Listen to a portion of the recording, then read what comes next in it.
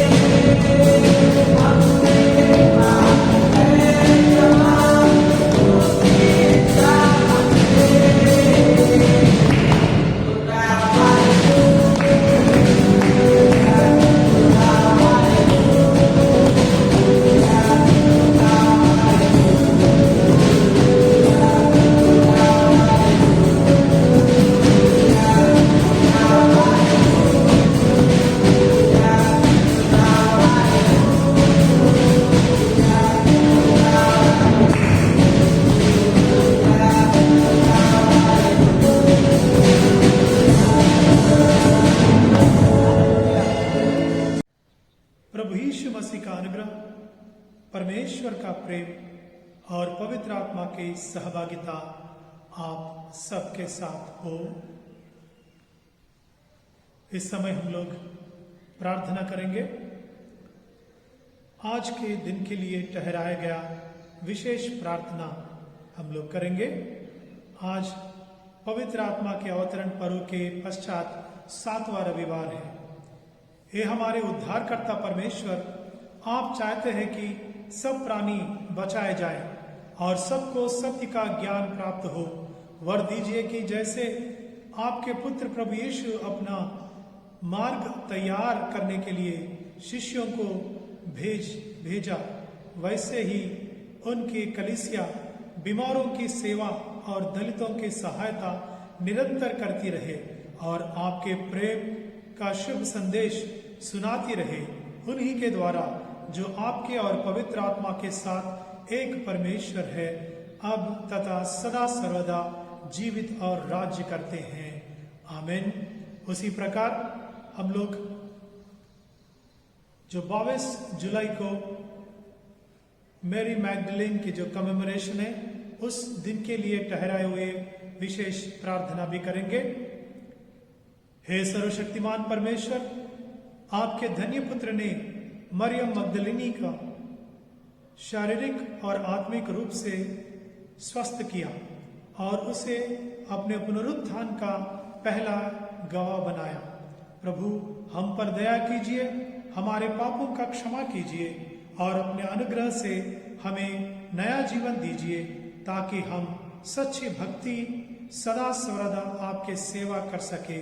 उन्हीं के द्वारा जो आपके और पवित्र आत्मा के साथ एक परमेश्वर है, अब तथा सदा सर्वदा जीवित और राज्य करते हैं। आमीन। प्रियो, इस समय हम लोग शास्त्र पाठ सुनेंगे। चारों शास्त्र पाठ हम लोग एक के बाद एक सुनेंगे और जो पवित्र सुसमाचार के पाठ है उसके पहले एक गीत भी हम सुनेंगे। संपन्या उसका 3रा अध्याय 14 से 19 तक। आनंद का गीत। हे सियोन, ऊंचे स्वर में गा। हे इज़राइल, जय जयकार कर। हे यरूशलेम, अपने संपूर्ण मन से आनंद कर और प्रसन्न हो। यहोवा ने तेरे दंड दूर कर दिया और तेरे शत्रु भी दूर कर दिया। इज़राइल का राजा यहोवा तेरे बीच में है, इसलिए तू फिर विपत्ति ना भोगेगा। उस समय यरूशलेम से यह कहा गया, हे सियोन, मत डर, तेरे हाथ ढीले ना पकड़ने पाए। तेरा परमेश्वर यहोवा तेरे बीच में है, वह उद्धार करेगा और पराक्रमी करेगा। वह तेरे कारण आनंद से मगन होगा। वह अपने प्रेम के मारे चुपका रहेगा, फिर ऊंचे स्वर से गाता हुआ तेरे कारण मगन होगा। जो लोग नियत पूर्व में सम्मिलित ना होंगे वो खेदित रहेंगे।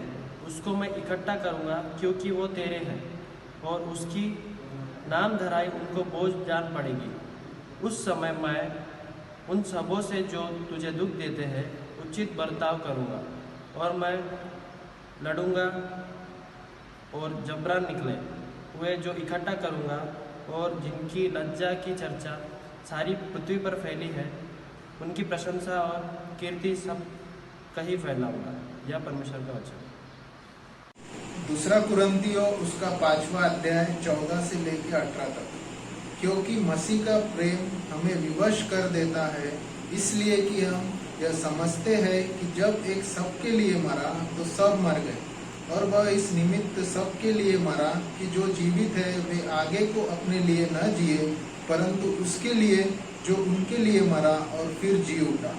अतः अब से हम किसी को शरीर के अनुसार न समझेंगे। यद्यपि हमने मसीह को भी शरीर के अनुसार जाना था, तो भी अब से उसको ऐसा नहीं जानेंगे। इसलिए यदि कोई मसीह में है तो वह नई सृष्टि है, पुरानी बातें बीत गई है, देखो सब बातें नई हो गई है। ये सब बातें परमेश्वर की ओर से है, जिसने मसीह द्वारा अपने साथ हमारा मेल मिलाप कर लिया और मेल मिलाप की सेवा हमें सौंप दी है। भजन संहिता उसका 62 अध्याय 1 से लेकर 6 तक। साम चैप्टर 62 वर्स 1 to 6। परमेश्वर की एकमात्र शरण स्थान। सचमुच मैं चुप होकर परमेश्वर की ओर मन लगाए हूँ। मेरा उद्धार उसी से होता है। सचमुच वही मेरी चट्टान और मेरा उद्धार है। वह मेरा गढ़ है, मैं अधिक न डिगूंगा। तुम कब तक एक पुरुष पर दावा करते रहोगे कि सब मिलकर उसका घात करो? वह तो झुकी हुई भीत या गिरते हुए बाड़े के समान है। सचमुच वे उसको उसके ऊंचे पद से गिराने की सम्मति करते हैं। वे झूठ से प्रसन्न रहते हैं। मुंह से तो वे आशीर्वाद देते हैं, पर मन में कोसते हैं। हे मेरे मन, परमेश्वर के सामने चुपचाप रहे, क्योंकि मेरी आशा उसी से है। सचमुच वह मेरी चट्टान और मेरा उद्धार है। वह मेरा गढ़ है, इसीलिए मैं ना डिगूंगा। ये परमेश्वर का वचन है। परमेश्वर इसे आशीष दे।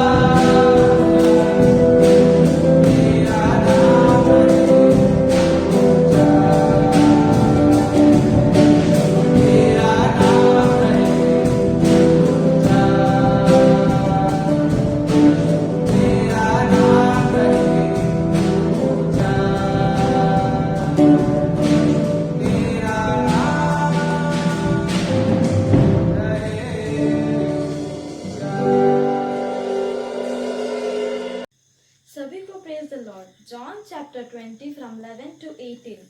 यूहन्ना रचित सुसमाचार उसका 20वां अध्याय 11 से लेके 18। मरियम मगदलिनी पर प्रकट होना। परंतु मरियम रोती हुई कब्र के पास ही बाहर खड़ी रही और रोते रोते कब्र की ओर झुककर दो स्वर्गदूतों को उज्जवल कपड़े पहने हुए एक और सिरहाने और दूसरे को पेताने बैठे देखा, जहाँ यीशु का शव रखा गया था। उन्होंने उससे कहा, हे नारी, तू क्यों रोती है? उसने उनसे कहा, वे मेरे प्रभु को उठा ले गए और मैं नहीं जानती कि उसे कहाँ रखा है। यह कहकर वे पीछे मुड़ी और यीशु को खड़े देखा, पर न पहचाना कि यह यीशु है। यीशु ने उससे कहा, हे नारी, तू क्यों रोती है? किसको ढूंढती है? उसने माली समझकर उससे कहा, हे महाराज, यदि तूने उसे उठा लिया है तो मुझे बता कि उसे कहाँ रखा है और मैं उसे ले जाऊंगी। यीशु ने उससे कहा, मरियम। उसने पीछे मुड़कर उससे इब्रानी में कहा, रबुनी, अर्थात है गुरु। यीशु ने उससे कहा, मुझे मत छू, क्योंकि मैं अब तक पिता के पास ऊपर नहीं गया, परंतु मेरे भाइयों के पास जाकर उनसे कह दे कि मैं अपने पिता को तुम्हारे पिता और अपने परमेश्वर और तुम्हारे परमेश्वर के पास ऊपर जाता हूँ। मरियम मगदलिनी ने जाकर चेलों को बताया, मैंने प्रभु को देखा और उसने मुझसे ये बातें कही। ये प्रभु का वचन है। प्रभु का धन्यवाद हो। आइए हम लोग प्रार्थना करते हैं। मेरे मुख्य शब्द, हमारे मनों के विचार आपके योग्य हो, पिता, पुत्र और पवित्र आत्मा के नाम में, आमीन। प्रियो, आज हम लोग मेरी Magdalene, the woman who wept, इनके बारे में सुनने वाले हैं। मरियम मगदलिनी, जिसने रोई थी। मरियम मगदलिनी एक ऐसी स्त्री है जिसके बारे में इतिहास में बहुत सारे प्रश्न उठे हैं और उठ रही भी है, और बहुत सारे ऐसे डॉक्यूमेंट्री बन चुके हैं उनके ऊपर में। बहुत सारे कंट्रोवर्सीज, वाद विवाद इनके जीवन के बारे में और इनके प्रभु यीशु के साथ का रिश्ते के बारे में और बाकी बहुत सारे विषयों के बारे में लोग 2000 सालों से कई प्रश्न उठाए हैं। कितने भी प्रश्न उठाए, कितना भी वाद विवाद इनके ऊपर, इनके जीवन के ऊपर करें, पर एक बात तो सभी को, विशेषकर विश्वासियों को मानना पड़ता है, परमेश्वर के वचन इस व्यक्ति के बारे में बहुत सारे प्रशंसनीय बातें की है और उन बातों को लेकर हमें बहुत कुछ सीखना भी है। सबसे पहली बात यह है कि प्रभु यीशु के करीबी चेलों में से मरियम मगदलिनी एक थी। उनके साथ बहुत सारे लोग उनके अनुकरण किए हैं, उनके साथ चले हैं। 12 चेलों के अलावा कई लोग प्रभु के साथ उनके चेले बनकर उनके साथ चला, और उसमें से एक है मरियम मगदलिनी। और वह बहुत प्रभु यीशु को करीबी इंसान थे। बाइबल में भी बहुत कम इनके बारे में लिखा हुआ है। जितना भी लिखा हुआ वह बहुत प्रशंसनीय बातें लिखे हुए हैं, पर चारों शुभवर्तमान इस व्यक्ति के बारे में बात करते हैं। मत्ती, मार्क, लूका और यूहन्ना चारों ने भी मरियम मगदलिनी के बारे में लिखा है। बाइबल में 3 मरियम के बारे में हम लोग विशेष कर देखते हैं। ऑफ कोर्स उस समय में तो बहुत सारे स्त्रियों का नाम मरियम थी, क्योंकि मरियम बहुत कॉमन, सर्वसाधारण नाम स्त्रियों का रहते थे उस समय में।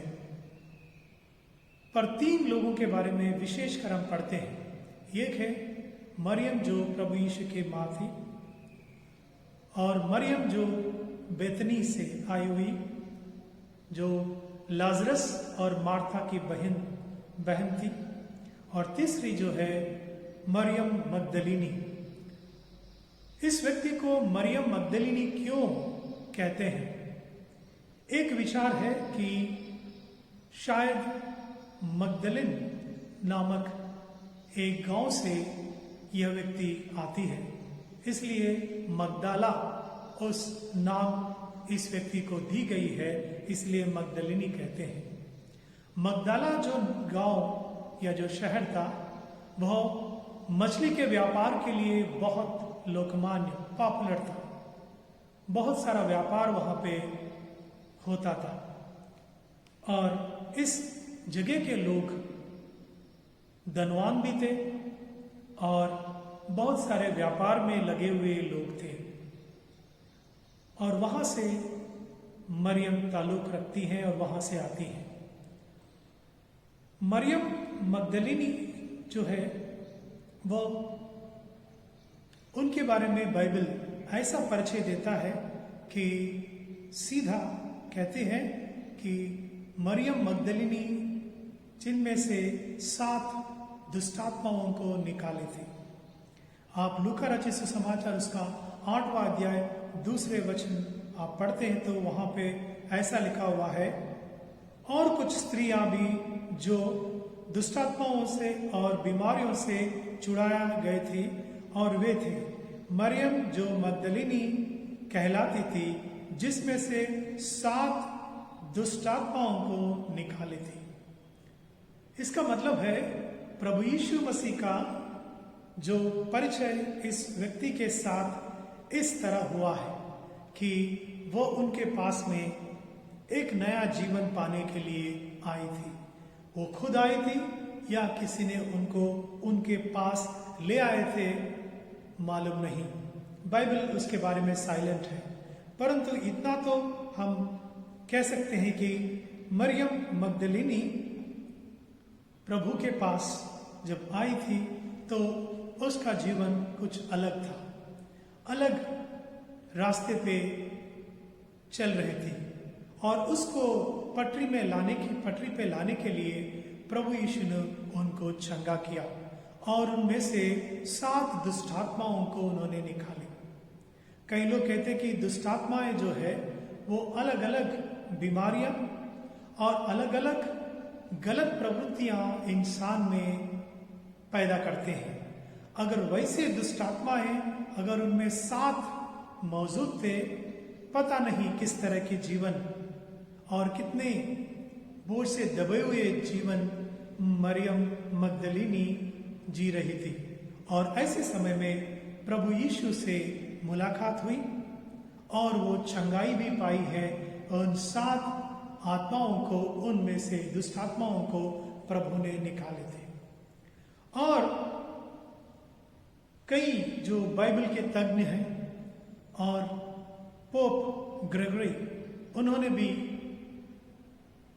जो लूका रचित सुसमाचार उसके 7वें अध्याय 36 से लेकर 50वां वचन तक का जो घटनाक्रम वहां पे हम देखते हैं, प्रभु यीशु शिमन नामक एक व्यक्ति के घर में भोजन के लिए गया और वहां पर एक स्त्री आई है जिसके बारे में पापी स्त्री करके वहां पे हम पढ़ते हैं।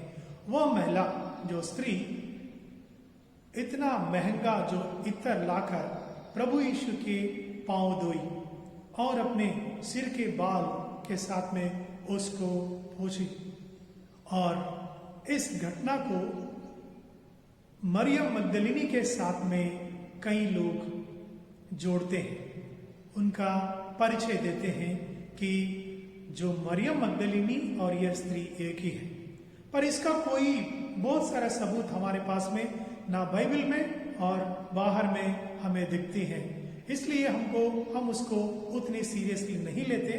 परंतु कई बातें उसमें से, उस कहानी में से, उस घटना में से निकली हुई बातें हम मरियम मगदलिनी के साथ में हम लोग उनकी तुलना कर सकते हैं।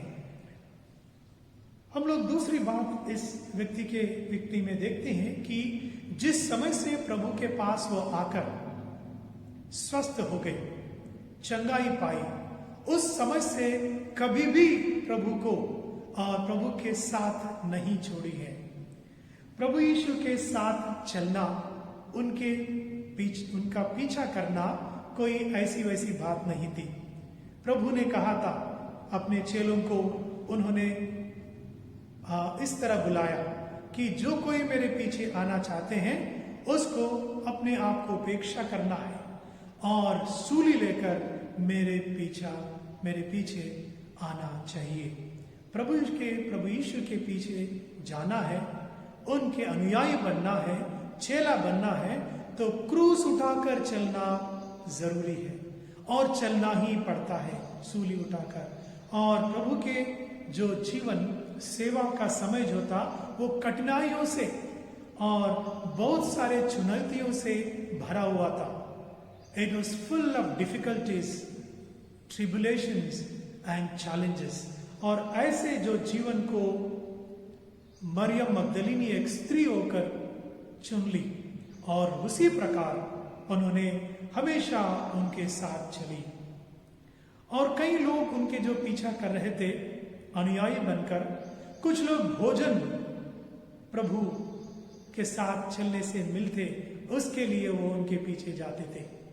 कुछ लोग पॉपुलैरिटी के लिए, क्योंकि प्रभु के साथ अगर चलते तो वो केंद्र बिंदु जो समाज के बने रहते हैं।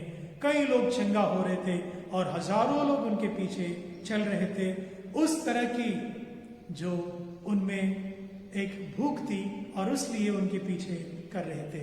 परंतु मरियम मगदलीनी वैसे में से नहीं थी।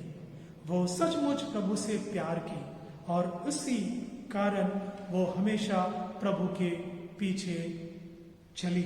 और इसका सबूत यह है कि प्रभु के आवाज, प्रभु के मृत्यु के बाद भी पुनरुत्थान के समय उसने पहचान ली। परमेश्वर का वचन कहता है, जो यूहन्ना रचित सुसमाचार उसका 10वां अध्याय 3रा वचन, और भेड़े उसका शब्द सुनते हैं और वह अपनी भेड़ों को नाम लेकर बुलाता है। इसका मतलब है कि अपने भेड़ों को वो पहचानते हैं और उनको नाम लेकर बुलाता है।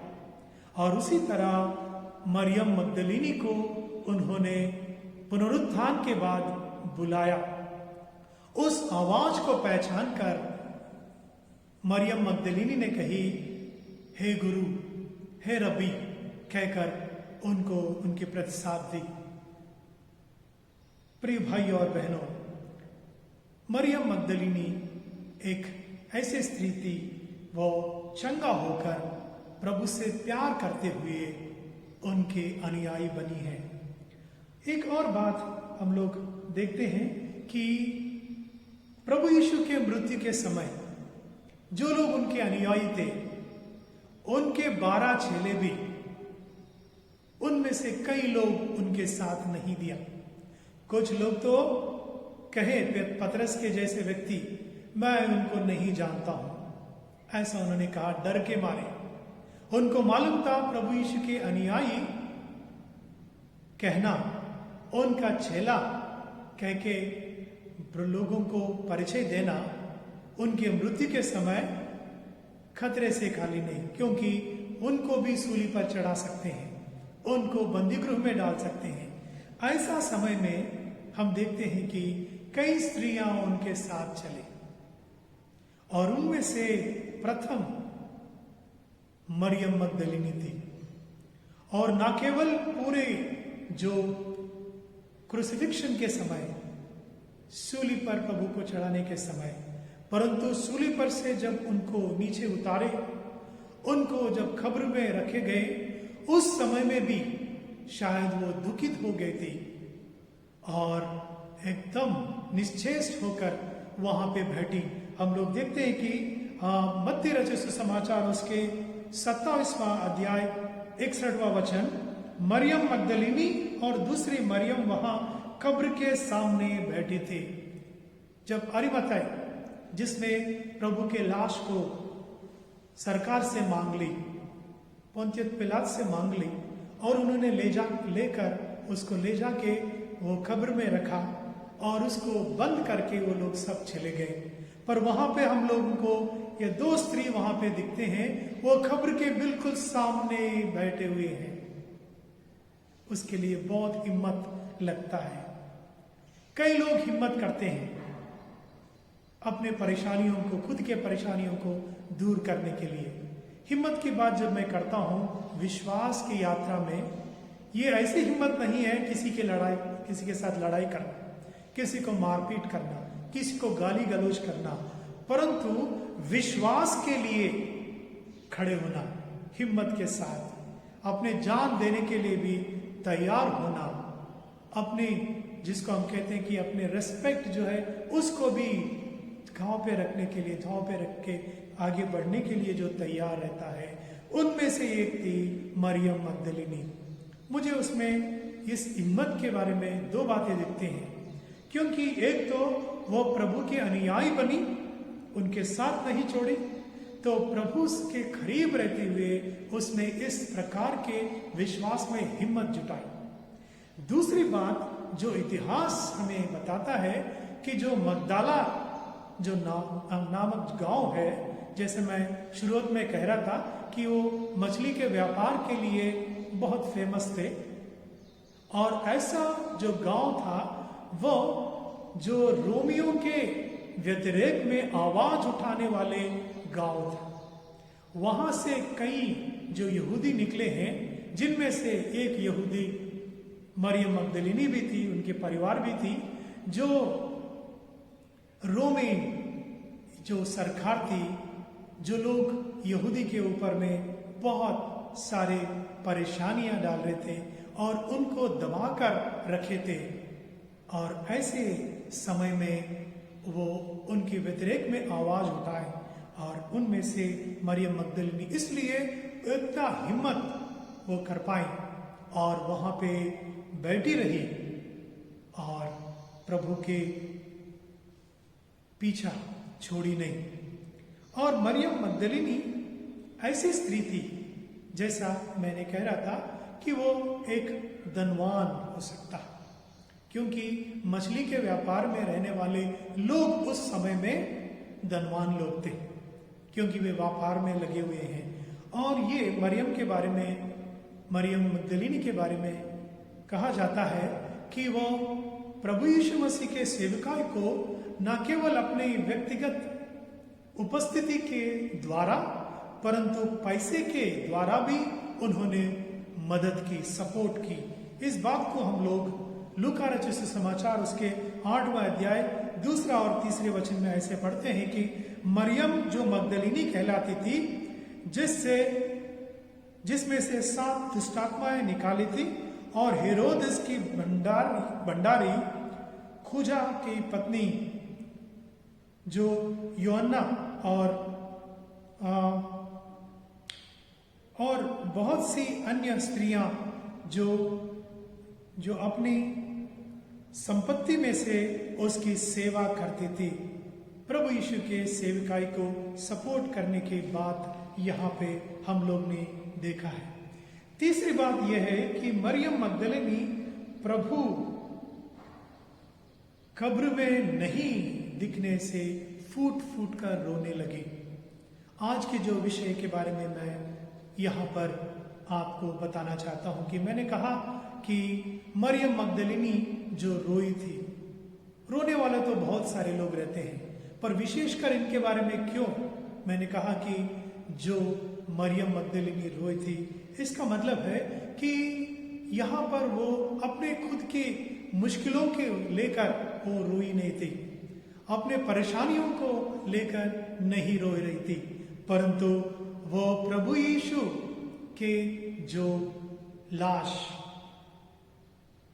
खब्र में नहीं दिखने से और खब्र खाली रहने से वह रोना शुरू की, फूट फूट कर रो रही थी, क्योंकि उसने सोची कि किसी ने उसको उठा कर लेके गया, चुरा कर लेके गए, क्योंकि उस समय में यह बातें चल रहे थे।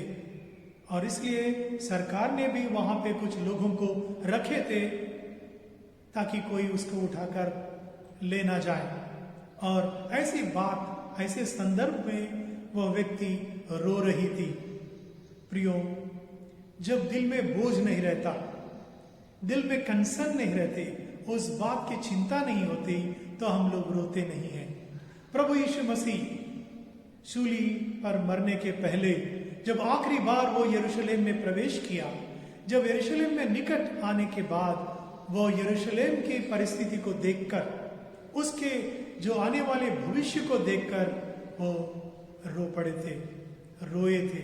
ही वेप्ट ओवर जेरूसलम। और यहाँ पर हम लोग इस व्यक्ति को देख रहे हैं कि प्रभु यीशु में उनकी जान लगी हुई है।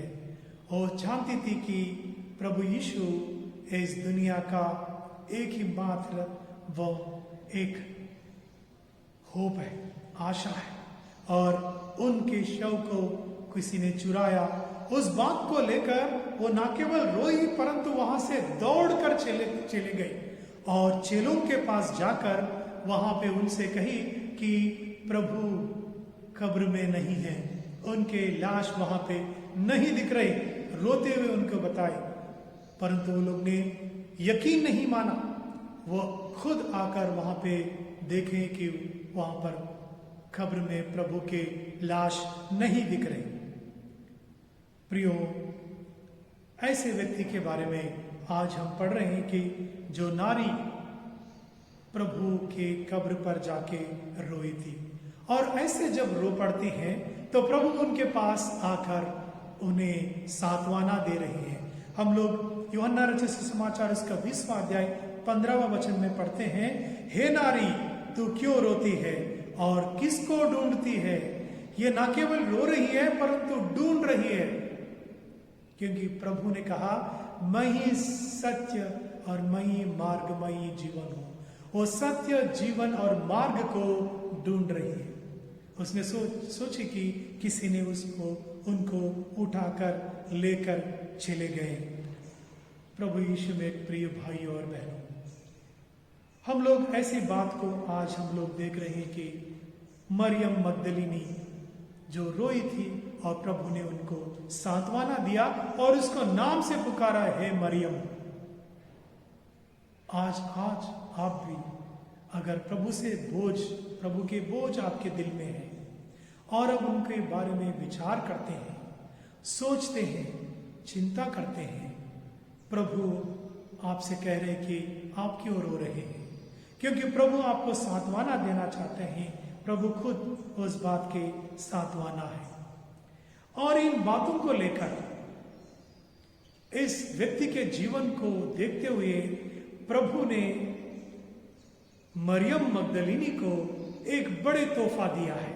और वो तोहफा ऐसा है कि प्रभु पुनरुत्थान के बाद मरियम को पहला दर्शन प्रदान करके उसको सुसमाचार के प्रचार में एक विशेष स्थान दिलाया है।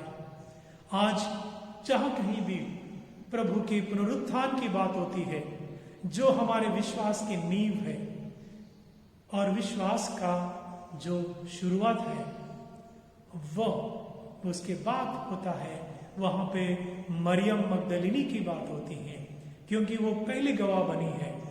इवन अपने चेलों को भी, प्रभु के चेलों को भी सबसे पहले दौड़ कर जाके मरियम मगदलिनी ने ही सुसमाचार दी कि प्रभु मृतकों में से जी उठा है, वो पुनरुत्थित हुआ है।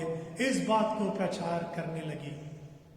प्रिय भाई और बहनों, आप अगर प्रभु के बातों के बारे में सोचते हैं, उनके अनुयायी ऐसे अनुयायी कि हमेशा उनके साथ देने वाले और उनके पीछे चलने वाले हैं, तो प्रभु इस तरह की एक अनोखा तोहफा आपको दे सकते हैं, जैसे मरियम मगदलिनी ने अपने जीवन में पाई है। प्रभु हमारी सहायता करे कि मरियम मगदलिनी से कई बातें हम सीखें और कई बातों को अपने जीवन में लाए, ताकि हम भी विश्वास में दृढ़ हो जाएं और उनके सच्चे अनुयायी बने और प्रभु से तोहफा हम पा सकें। आमीन। प्रियो, मैं आप लोगों को कुछ सूचनाएं देना चाहता हूं। आप सब जानते हैं कि हम सब लॉकडाउन में हैं और सारे देश में बहुत सारे केसेस बढ़ रहे हैं। 10 लाख के करीब हम लोग ऑलरेडी पहुंच चुके हैं और कई लोग रोगग्रस्त हैं और कुछ लोग का मृत्यु भी हुआ है। कई परिवार दुख में हैं। इन सब के लिए प्रार्थना करना है। हमारे शहर, हमारे गांव वो भी कोई सुरक्षित नहीं है। हम लोग अपने आप को बचाएं और दूसरों को भी बचाएं। और इस समय पूरी चंद्रपुर शहर लॉकडाउन में है पूरी तरह। तो 17 तारीख से 21 तारीख तक का यह ऐलान किया हुआ है कलेक्टर की ओर से कि पूरी लॉकडाउन किया जा रहा है। हम सब नियमों के पालन करें और प्रार्थना में लगे रहें। जल्द से जल्द एक वैक्सीन बनकर हम सबको और अवेलेबल हो जाए। मैं एक और सूचना मैं आपको याद दिलाना चाहता हूं कि आप सब 90% लोग किसी न किसी प्रकार से अपने कंट्रीब्यूशन कलीसिया में पहुंचा रहे हैं। पर ऐसे कुछ लोग हैं जो दे नहीं पा रहे हैं कि दे नहीं रहे हैं, मालूम नहीं। परंतु उनसे भी मैं विनती करता हूं कि आप खुद आके कलीसिया में देकर प्रार्थना करके जा सकते हैं, या आप जब हमारे कलीसिया के कर्मचारी अनिल जान आपके पास आते हैं तो भी आप उनके हाथ में जो एनवेलप है आप दे सकते हैं। मंथली कलेक्शन और वैसे ही इतवार को आप लोग जो एनवेलप तैयार करते हैं और आपके जो दान उसमें डालते हैं वो भी उनके हाथ में दे सकते हैं। और आपको ये मंथली कलेक्शन का जो रिसीट है वो जल्द से जल्द मिल जाएगा। और हम लोग कुछ काम हाथ में लिया हुआ है। एक है वॉल कंपाउंड का और उसके बाद टॉयलेट ब्लॉक हम लोगों को बनाना है। उसके लिए भी हम लोग अलग अलग लोगों को अप्रोच कर रहे हैं।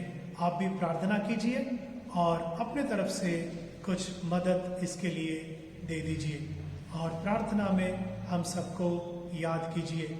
मैं जैसा आपसे कहा कि शनिवार को उपवास प्रार्थना होगी और वो कलीसिया के जो ऑफिस है, कार्यालय है, उसमें शाम को 9 बजे से होगा। 9 बजे से 12 बजे तक हम लोग इस प्रार्थना में लगे रहेंगे। ये उपवास प्रार्थना रहेगा। आप अपने घरों में रहकर उसी समय में हमारे साथ प्रार्थना में लगे रह सकते हैं।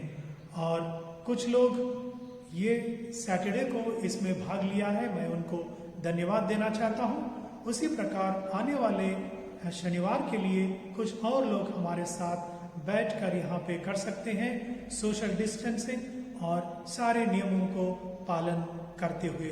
प्रभु हमें आशीष दे। इस समय परहित निवेदन करेंगे। परहित निवेदन में हम लोग जो कोविड-19 के कारण रोगग्रस्त है उनके लिए प्रार्थना करेंगे और विशेषकर हमारे कलीसिया के लिए भी प्रार्थना करेंगे। परहित निवेदन पढ़ेंगे। हम समस्त मानव जाति के लिए प्रार्थना करें और अपने प्रार्थनाओं को प्रभु यीशु मसीह के निरंतर निवेदन के साथ अर्पित करें।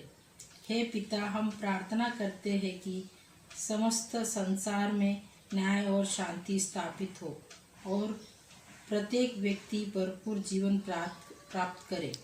हे दयावान प्रभु, हमारी प्रार्थना सुनो। उन सब लोगों के लिए जो इस गांव नगर में रहते हैं, उन सब बातों को दूर करने के लिए जिनसे आपसी फूट और झगड़े होते हैं और हमारे देश में सच्ची एकता की बढ़ोतरी के लिए हे दयावान प्रभु, हमारी प्रार्थना सुनो। उन सब लोगों के लिए जो कृषि, उद्योग अथवा व्यापार में लगे हुए सब मजदूरों और कारीगरों के लिए और उन सब के लिए जो हमारे देश की रक्षा करते हैं, हे दयावान प्रभु, हमारी प्रार्थना सुनो। अध्यापकों और छात्रों, वैज्ञानिकों, लेखकों और कलाकारों और उन सब व्यक्तियों के लिए जो अन्य लोगों के विचारों और भावनाओं को प्रभावित करते हैं। हे दयावान प्रभु, हमारी प्रार्थना सुनिए। उन सब लोगों के लिए जो दुखी है, बेरोजगार है, भूखे प्यासे हैं, दरिद्र और दलित हैं, बीमारी और मरणासन में हैं, और उन सब व्यक्तियों के लिए जो ऐसे लोगों की सेवा और सहायता करते हैं। हे दयावान प्रभु, हमारी प्रार्थना सुनिए। हमारे तथा अन्य देशों के सब शासकों के लिए, विशेषकर हमारे राष्ट्रपति, प्रधानमंत्री और राज्य के राज्यपाल और मुख्यमंत्री और उनके लिए भी जो लोगों पर किसी प्रकार का अधिकार रखते हैं। हे दयावान प्रभु, हमारी प्रार्थना सुनिए। संपूर्ण मसीह समाज की एकता और मेल मिलाप के लिए और समस्त संसार में उनकी गवाही और सेवा कार्य के लिए, हे दयावान प्रभु, हमारी प्रार्थना सुनिए। भारत में आपके समस्त कलेसिया के लिए, उसकी परिषदों तथा अगुओं, विशेषकर हमारे प्रमुख धर्माचार्य, दक्षिण भारत के कलेसिया के प्रमुख धर्माचार्य और मार्थोमा कलेसिया के मेट्रोपॉलिटन हमारे धर्माचार्य, हमारे पुरोहित और आपकी कलेसिया के सब अन्य धर्म सेवकों के लिए, कि वो सच्चाई और लगन से आपकी सेवा करें। हे दयावान प्रभु, हमारी प्रार्थना सुनिए। यह वर दे कि आपके इन सब भक्तों के साथ जिन्होंने अपने जीवन में सच्चाई से आपकी सेवा की है, हम भी आपके राज्य के शासक आनंद में सहभागी हो सके। हे दयावान प्रभु, हमारी प्रार्थना सुनिए। मिलकर बोले, हे स्वर्गीय पिता, अपने राज्य को शीघ्र प्रकट कीजिए और हमारे इन प्रार्थनाओं को सुनिए। हम आपके पुत्र, अपने प्रभु और उद्धारकर्ता यीशु मसीह के नाम से यह मांगते हैं, आमीन। प्रियो, इस समय दान लिया जाएगा और जैसा आपसे विनती किया जा रहा है कि आप परिवार सदस्यों के साथ बैठकर इस आराधना में भाग ले रहे हैं, तो आप एक एनवेलप में आपके दान डालकर रखिए। आप खुद आके पहुंचा सकते हैं या अनिल जान के थ्रू आप पहुंचा सकते हैं। इस समय एक गीत होगी और गीत के समय हम लोग दान लेंगे। हालात बदल जाते हैं, हालात बदल जाते हैं, यीशु तेरे आने से, यीशु तेरे आने से, यीशु तेरे आने से, यीशु तेरे आने से, तेरे आने से, तेरे आने से, तेरे आने से, आने से, आने से, तेरे आने से, तेरे आने से, आने से,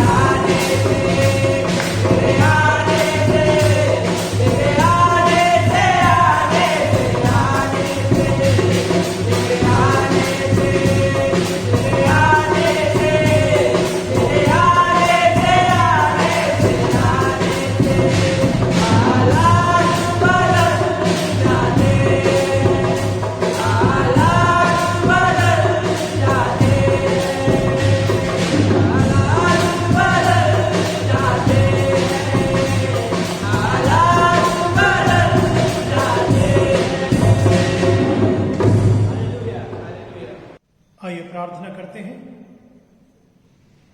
सर्वशक्तिमान दयालु ईश्वर, इस समय आपने जो हमें दिया है अलग अलग प्रकार के रिसोर्सेस, और उसके मुताबिक हमने आपको भेंट चढ़ाए हैं। हमारे ऊपर, हमारे परिवारों के ऊपर आपकी आशीष रहे। प्रभु, इस समय हमारे परिवार और हमारे कलीसिया के जो लोग बीमार हैं उनके लिए प्रार्थना करता हूँ। प्रभु, उनके साथ आप रहें और बीमारी से निकलने के लिए आप उनकी सहायता करें। विशेषकर इस समय विनय जिलकर के लिए प्रार्थना करता हूँ। एक जवान हॉस्पिटल में एडमिटेड है, प्रभु जल्द से जल्द प्रभु चंगा होने के लिए आप सहायता कीजिए। और उसी प्रकार जो लोग परिवारों में अलग अलग मुसीबतों में हैं उनके लिए भी प्रार्थना करते हैं। और प्रभु, इस समय जो लोग इस हफ्ते में बर्थडेज और वेडिंग एनिवर्सरीज मना रहे हैं उनके लिए भी प्रार्थना करते हैं कि प्रभु उनके जीवन और सेवा कार्य आपके आशीष के योग्य हो। और प्रभु, जो जिन बातों के लिए प्रार्थना कर रहे हैं, जो ख्वाहिश करते हैं, वो पूरा आपकी इच्छा के अनुसार पूरा हो। प्रभु के नाम में प्रार्थना हम मांगते हैं, आमीन। आइए हम प्रभु के प्रार्थना कहते हैं। हे हमारे स्वर्गीय पिता, आपका नाम पवित्र माना जाए, आपका राज आए, आपकी इच्छा जैसे स्वर्ग में पूरा होती है वैसे पृथ्वी पर भी हो। आप हमारे दिन भर की रोटी आज हमें दीजिए। आप हमारे अपराधों को क्षमा कीजिए जैसा हमने अपने अपराधियों को क्षमा किया है। आप हमें परीक्षा में मत डालिए परंतु बुराई से बचा लीजिए, क्योंकि राज, पराक्रम और महिमा सर्वदा आपकी ही है, आमीन।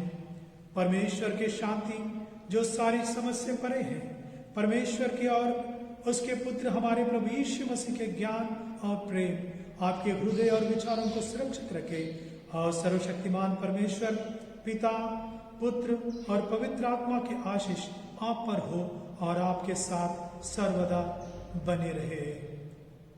शांति से पूर्ण होकर जाओ, प्रभु से प्रेम करो और उसके सेवा में लगे रहो। शालोम।